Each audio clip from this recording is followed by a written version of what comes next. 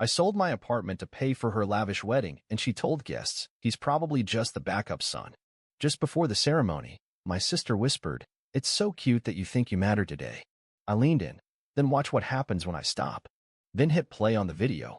Halfway through, the screen glitched, accidentally revealing a file she thought was deleted back in 2015. Within minutes, 54 people quietly left the party. "I think it's so cute," my sister whispered, her champagne breath warm against my cheek, "that you think you matter today." Her veil brushed my shoulder as she turned to flash a perfect smile at the camera crew, the ones I paid for. My jaw clenched, but I didn't move. I just watched her glide toward the altar in a gown that cost more than I made in 4 months. That gown? My money. The 5-tier cake? My money. The peacocks in the garden? Also me.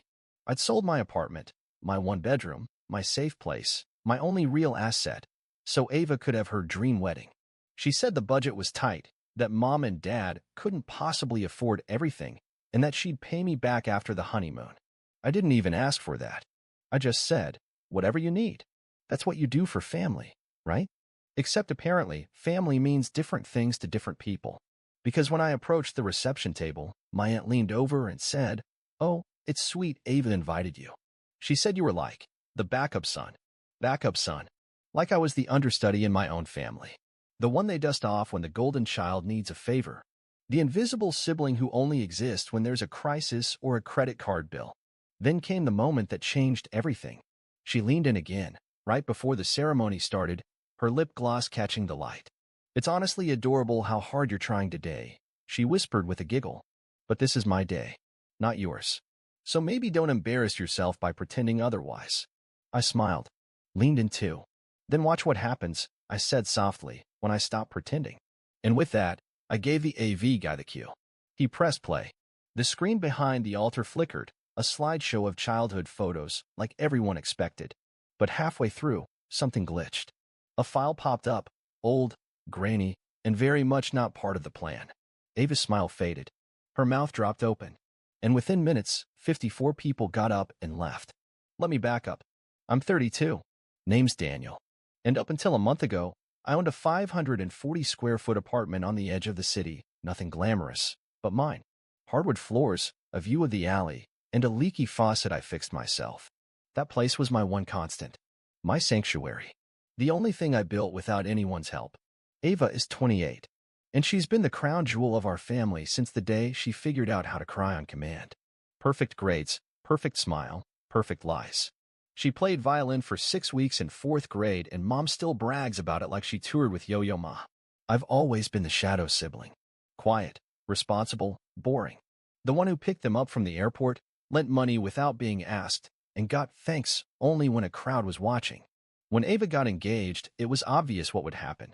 "I want the wedding to feel magical," she said on our parents' back patio, drinking rose like she'd invented it. "But the budget is tight." Mom gave a theatrical sigh. "We've already spent so much on her engagement party, and the ring insurance, and her bridal yoga retreat." Dad added, "Daniel, you're good with money, right? You don't have a family to support yet, right?"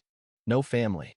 Just a mortgage, bills, and the student loan debt I never complained about." They didn't ask. They assumed. So I sold it, put my apartment on the market, liquidated my small savings, and handed over $68,400 so my little sister could have live musicians, monogrammed silk napkins, and a sunset ceremony at the estate where Netflix once filmed a crime drama. Ava cried, hugged me, called me the best big brother in the world. That lasted 4 days. Then came the meetings I wasn't invited to. The group chats I was mysteriously left out of. I'd ask questions, "Do you still need me to handle the florist invoice?" And get responses like, "Oh, Todd's taking care of that." Todd, her fiancé. The guy who once asked if Brussels was a city or a type of salad. They started treating me like a vendor. No, worse, like a nuisance. But I didn't say anything. I bit my tongue. I kept showing up, kept writing checks, kept watching them treat Todd's groomsmen like royalty and me like I was their Uber driver. And then came the file. It was 3 a.m. 2 nights before the wedding. I was at home, or rather, on my friend Aaron's couch, because remember, I'd sold my place, and I was scrolling through an old family hard drive, trying to find some pictures of Ava and me as kids for the slideshow. She'd asked for something sweet. That's when I found it. The folder was called Private, Do Not Open. Of course I opened it. There were a dozen videos. Mostly teenage Ava being dramatic, crying over bad eyebrows, ranting about college rejections. I was about to delete it when I clicked on the last file. Dated 2015. And what I saw made my stomach flip. It was a blurry clip. Ava. Her voice unmistakable. In a room with a guy who wasn't Todd. Shirtless. She was laughing about something horrible. Laughing about the personal tragedy Julia went through. I mean, she acts like losing a clump of cells is a tragedy, Ava sneered on the video. At least she won't have to build a future with someone who never supported her in the first place. My hands went cold. This wasn't just gossip. This wasn't teenage cruelty. This was Ava at 20. Cold, calculated, cruel. And suddenly, everything snapped into focus. How she manipulated our parents. How she turned every failure into someone else's fault. How she always landed on her feet because someone else was holding her up. That's when I decided I wasn't going to be silent anymore. They wanted a magical wedding? Then let them see who was really under the veil.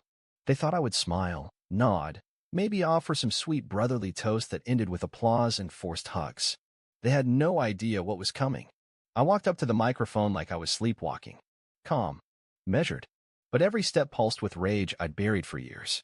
Ava sat at the head table under a chandelier that probably cost more than my car, her manicured hand curled around a champagne flute. She watched me with that smug little half-smile, the one she always wore when she thought she'd won. "Ladies and gentlemen," I said, my voice echoing slightly through the grand ballroom. "I won't take much of your time." The room hushed instantly. Everyone stared. My father nodded proudly. My mother dabbed the corner of her eye. The crowd expected a tribute, a laugh, a tear. "I just want to say," I continued, "that family means different things to different people. Some of us think it means sacrifice, loyalty, showing up when no one else does." I looked straight at Ava. "And some of us," I said slowly, "think it means taking everything without ever saying thank you." A ripple went through the room. I turned and nodded to the AV technician. He pressed play. The screen behind me flickered to life. For a few seconds, it looked like the typical wedding montage, baby photos, childhood birthdays, school dances. The usual fluff. People smiled. Some sighed sentimentally. Then the screen glitched. Black. And then it began. A grainy video. Recorded in 2015. Ava sitting on a bed, swirling red wine in a glass, talking to someone off camera. Her voice clear as glass. "Honestly, Julia keeps acting like she lost everything. But maybe it was a blessing in disguise. Imagine raising a kid with that man." She got off lucky. "Some people," she said, "aren't fit to raise children, especially not the ones who grieve in public. Especially not the ones who treat every minor win like a red carpet moment." The room froze. I saw my cousin Julia's hand fly to her mouth. Her husband stood up, fist clenched. My mother gasped. On screen, Ava laughed again, loud, unfiltered, ugly. That child would have faced a lot of challenges from the start. Maybe this was fate stepping in. She dodged a bullet. Gasps. A few people actually shouted. And Ava, live, in real time, shot up from her seat like she'd been electrocuted. "Turn it OFF," she shrieked. "Daniel, what is this?" But the video kept playing. Her voice, so familiar to me, now felt like acid. She keeps acting like no one's ever gone through something hard. Honestly, some people just turn every setback into a spotlight. I turned back to the microphone. "That's who you're toasting tonight," I said quietly. "That's the real Ava." Chairs screeched. People started standing. Some just shook their heads and walked out. Others glared at Ava like she was something stuck to their shoes. Cousin Julia stormed past the head table. Her husband muttered, "Disgusting," loud enough for everyone to hear. Ava tried to speak, to control it, spin it, explain, but no one was listening anymore. "You planned this," she hissed at me as she lunged from the head table, her heels catching on the tulle of her dress. "You're right, I did," I said, not flinching. "I gave you everything. And all you gave me was humiliation. You called me a backup son to my face." People were filming now. Dad finally stood, red-faced, shaking. "Daniel, that's enough." "No," I snapped, louder now. "You don't get to say when it's enough. You didn't say anything when she called me a placeholder in this family. When she smiled and let me sell my apartment so she could parade around like a princess. When she whispered in my ear, today, that it was cute, that I thought it mattered." Murmurs rippled. "That wasn't a slip," I continued. "That wasn't a joke. That's who she is. And I'm done pretending. Ava was trembling. Her voice cracked. It was years ago. I didn't mean it. Didn't mean it? Julia snapped, storming back up front. You said I should be grateful for the pain I endured, that it saved me from a worse fate. I cried in your arms, Ava. You were the godmother. More gasps. Todd, Ava's groom, stood now too pale, lips parted. Ava, he said, his voice barely audible. Tell me that's not you. I was venting. She screamed. It was a private moment. It was edited. It's your voice. Your face. Your words, I said. Stop hiding. You've been doing it your whole life. My father turned on me then, predictable. Really. You've always been jealous. Always undermining your sister. No, I said coldly. I've been paying for her sins. Quietly. Constantly. And now I'm done. That was when the wave broke. One by one, people began leaving. Not angrily. Just silently. Disgusted. Deflated. First Julia's family. Then our Uncle Ben. Then Todd's parents. Then a solid chunk of the bride's college friends, half of whom were probably already texting group chats, sharing the video, uploading it. 54 guests walked out before the band even got to the first song. And Ava just stood there. Mascara running. Lips trembling. Crown slipping. Watching her wedding, her fairy tale, her $70,000 fantasy crumble into ash. I placed the mic down on the table with finality. I hope you saved the receipt for the dress, I said. Then I turned and walked away. And I swear, the silence she left behind was the loudest thing I've ever heard. I didn't go back inside. I didn't wait for apologies, explanations, or the inevitable meltdown. I walked out of that marble palace in my scuffed dress shoes, straight into the parking lot under the blinding glow of the venue's chandelier-like exterior lights, and I exhaled. For the first time in years, I felt oxygen in my lungs that didn't come with a side of guilt. That night, I slept on a friend's couch, the same place I'd been crashing since I sold my apartment for Ava's fantasy.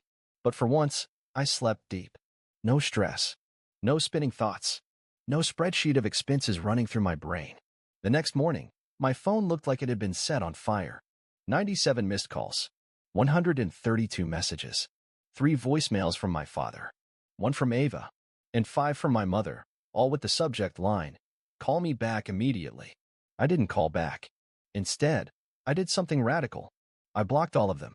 For the first time since I was 17, I gave myself permission to stop playing the family scapegoat.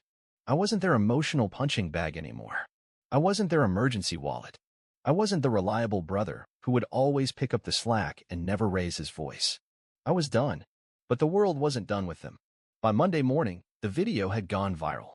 It started in a private Facebook group full of extended cousins and family friends. Then someone posted it on TikTok with the caption, "When your bridezilla sister calls you a backup son," and you drop the truth at her $70,000 wedding. 3.2 million views in 48 hours. A Reddit thread followed. Then a BuzzFeed article titled, "Brother Exposes Bride's Cruelty in Viral Wedding Speech," and the internet is applauding. People weren't just on my side. They were cheering. Strangers messaged me, EMTs, veterans, single dads, saying, "I've been the backup son too. Thank you for standing up." Some sent memes. Others offered to buy me a drink. One woman from Canada emailed, "If you ever come to Vancouver, dinner's on me." And forget Ava. But it wasn't all praise. Because Ava and our parents? They were imploding. I heard through mutuals that Todd, sweet, naive, oblivious Todd, called off the marriage the day after the wedding. Apparently, his family was furious he didn't leave on the spot, but the poor guy was in shock. He packed up his things while Ava screamed that he was abandoning her when she needed him most. He left anyway. Ava moved back in with my parents. Her Instagram went dark. She deleted all wedding content. People who'd once kissed the hem of her sundress were now blocking her in public forums. But what broke her, truly broke her, wasn't Todd. It was Julia. Cousin Julia, the one she once mocked during a deeply personal loss, wasn't done. She posted her own video. Calm. Devastating. Honest. "I once believed Ava was my friend," she said into the camera. She held my hand while I cried. She looked into my eyes and told me I was strong. And all that time, she was laughing behind my back. It went more viral than my video. And the tide turned from shock to fury. Ava became a cautionary tale. My parents tried to do damage control. My mother reached out through a friend with a message. "We didn't raise her that way." I laughed when I read it. Because yes, you did. You raised her to believe she could do anything, say anything, and someone else would clean up the mess. You rewarded her for cruelty and punished anyone who dared hold her accountable. You taught her that kindness was optional and image was everything. So no, you don't get to wash your hands now. Meanwhile, I did the unthinkable. I started over. I got approved for a new apartment, nothing fancy, but all mine. I picked out a second-hand couch and a desk from Facebook Marketplace. I started sleeping like a man who no longer carried a family shame on his back. I went to therapy. Yeah, real therapy. For the first time in my life. And I told a stranger how it felt to grow up invisible next to a golden child who never paid for anything, especially not the damage she caused. She said something that stuck with me. Sometimes the kindest thing you can do for yourself is walk away. So I walked. And here's the kicker. 3 weeks after the wedding, I got a message request on Facebook from someone I didn't expect. Todd's ex-fiancée. Not Ava, the one before her. She wrote, "I know we don't know each other, but I saw the video. I left him because he was too passive, too easy to manipulate. And it turns out I wasn't wrong. He fell for Ava. But seeing what you did, that took guts. I just wanted to say thank you." Sometimes the universe delivers closure in unexpected forms.